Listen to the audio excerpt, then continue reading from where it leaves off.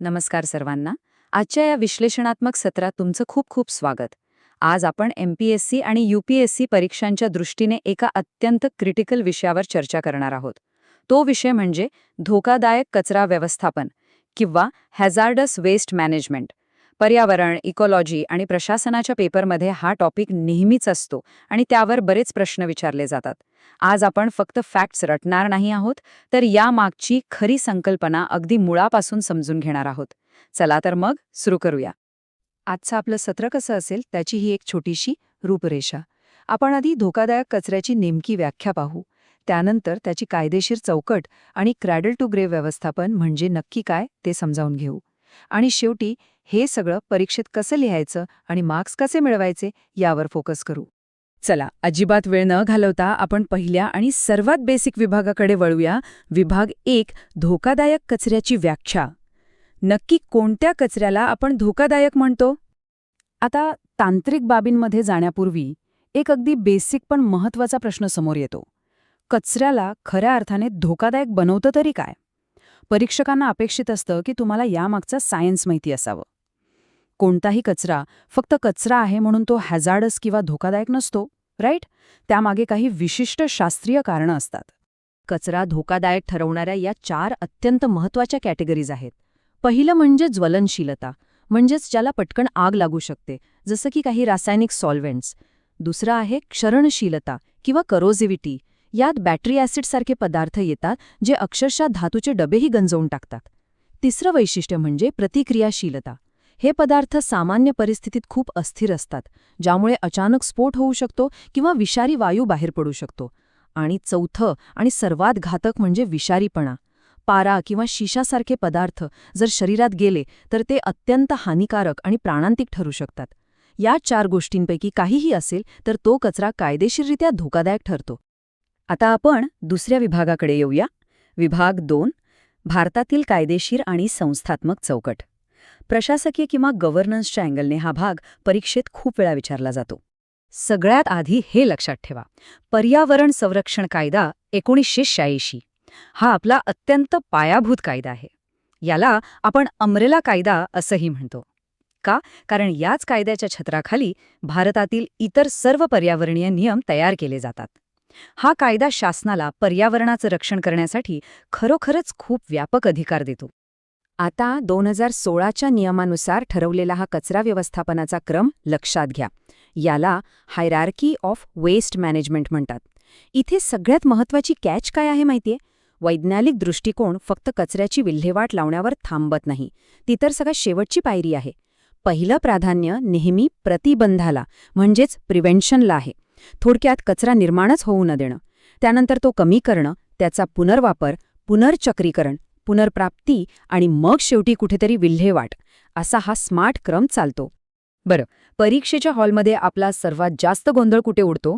तर या संस्थांच्या भूमिकांमध्ये. हे अगदी क्लिअर करून घेऊया.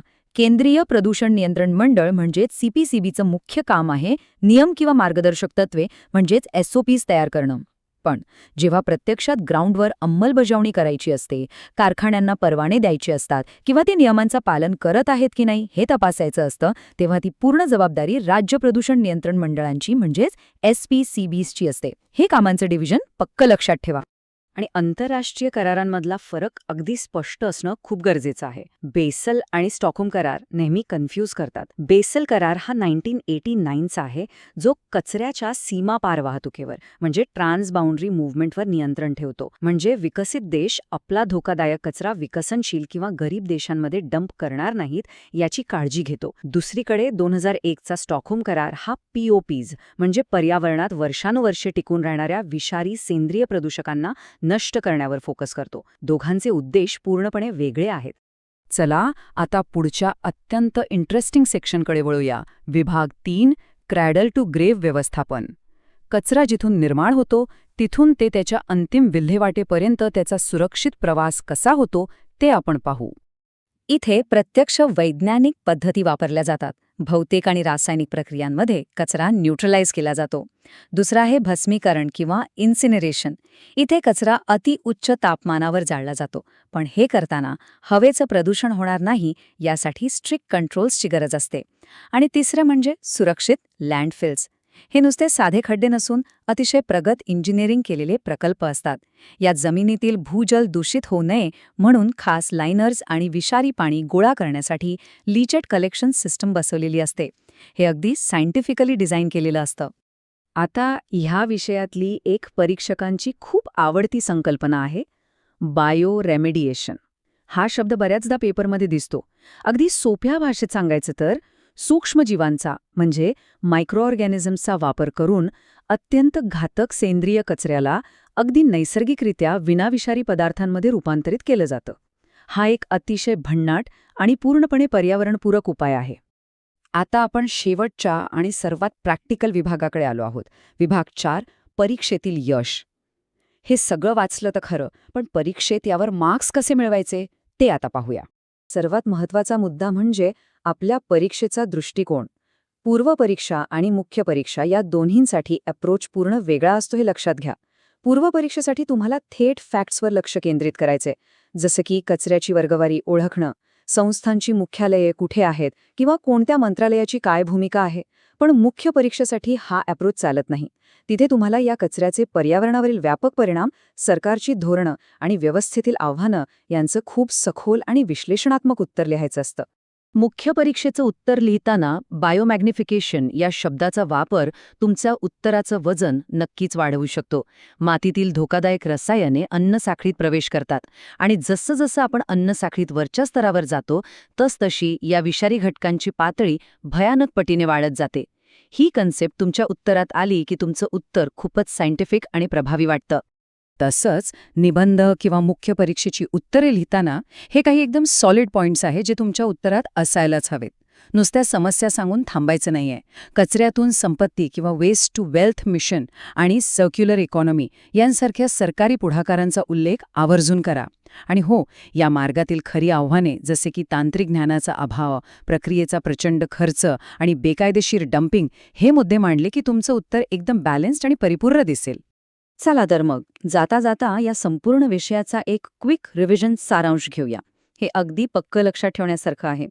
नोडल मंत्रालय कोणतं आहे तर MOEFCC. नियामक संस्था कोणत्या तर CPCB आणि राज्य प्रदूषण नियंत्रण मंडळे. प्रमुख प्रदूषके कोणती जड धातू, ॲस्बेस्टॉस, सॉल्व्हेंट्स आणि कचरा.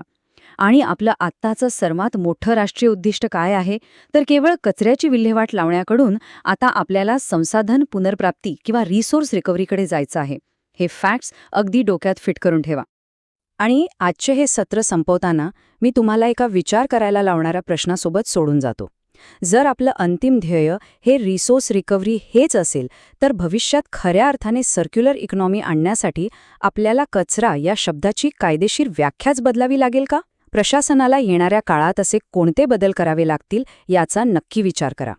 आजच्या या विश्लेषणात सहभागी झाल्याबद्दल खूप खूप धन्यवाद. वाचन करत रहा आणि भेटूया पुढच्या अशाच एका सत्रात.